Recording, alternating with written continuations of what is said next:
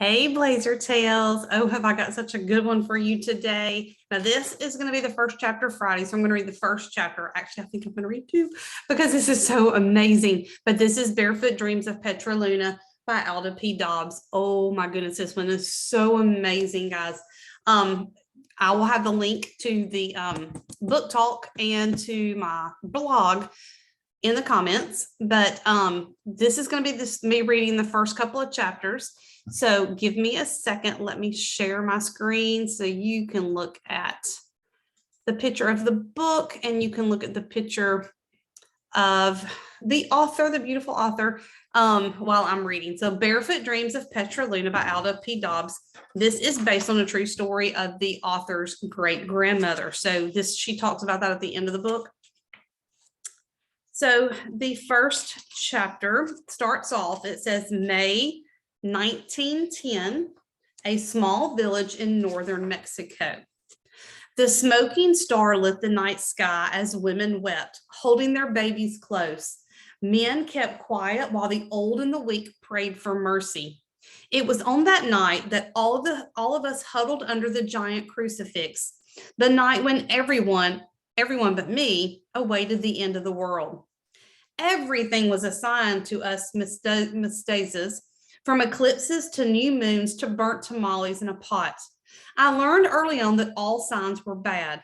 When sparks flew out of a fire, it meant an unwelcome visitor would show up. A sneeze meant someone was talking bad about you. If mutati, I think I said that right, a grinding stone broke, it meant death to its owner or a family member. But the biggest sign of all was a Citlalin Papoca, the smoking star. Papa's big boss at the mine called it a comet.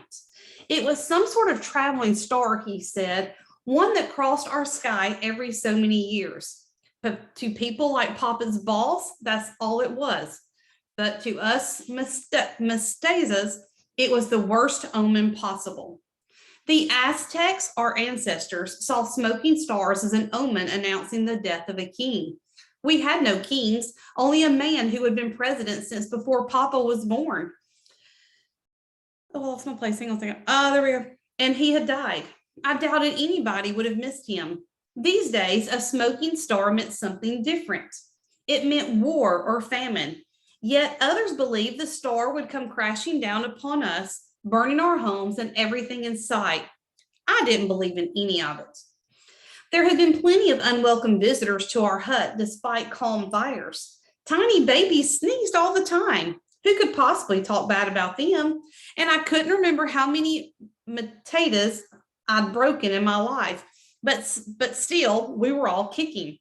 My dream to go to school and learn to read had yet come true. I did not plan on dying that night or anytime soon. Little did I know that soon enough, my world would turn into a nightmare. Still in my heart, I believe that the smoking star wasn't to blame for hating my dreams or taking loved ones away or for bringing a war to my doorstep. A war so horrific and frightening, it reminded me of stories about the conquest of our people. Except this time, our enemy didn't come from a faraway land. Our enemy lived among us. Now, jump to September of 1913. There it stood, the perfect mesquite tree, thick branches, unburned and without bullet holes. I removed my shawl and lifted my long skirt high enough to climb. The tree's bark dug into my bare legs, but the pain from my empty stomach pushed me to climb higher. Petra, what happened to the pants you had? Asked Amelia, my little sister. She was 6 years old, half my age, and had a question for everything. Abuela took them away, I said, steadying a foot on a gnarl. She gave them back to Pablo. My cousin Pablo and I were about the same height, except I was 2 years younger and twice as hard-headed, according to Abuela. But they were your pants, said Amelia, putting her hands on her hips as she sat cross-legged. Pablo gave them to you. I know, but I grabbed the branch above me and struggled to pull myself up. Abuela said girls have no business wearing pants. In most families, girls had no business doing anything except for learning to cook, clean, sew, and care for babies. But Papa was different. He always pushed us to learn more. At least he had until the revolution snatched him away. Mama would have let you warn them, said Amelia. I stopped at the mention of Mama and turned to Amelia. She wore the dress Mama had sewn for her days before she passed. It was brown with little yellow flowers. Amelia's only clothes were 2 dresses, and she wore this one almost every day. It was so soiled that it looked like winter had set on the little yellow flowers. And when I did the wash, no matter how much I scoured the dress against the creek's boulders, I could never bring spring back to it. I turned back to the tree and pulled myself over to the next branch. I miss Mama, said Amelia, hugging herself and stroking her small, scrawny arms.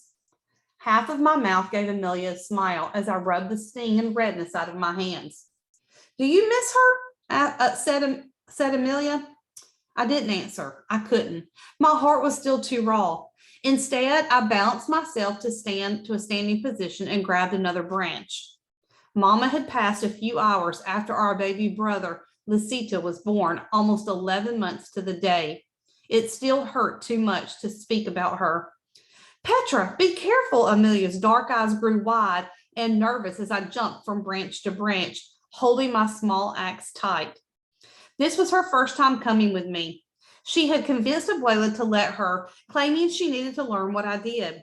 In reality, I think Amelia needed time off from looking after Lucito, probably her toughest chore.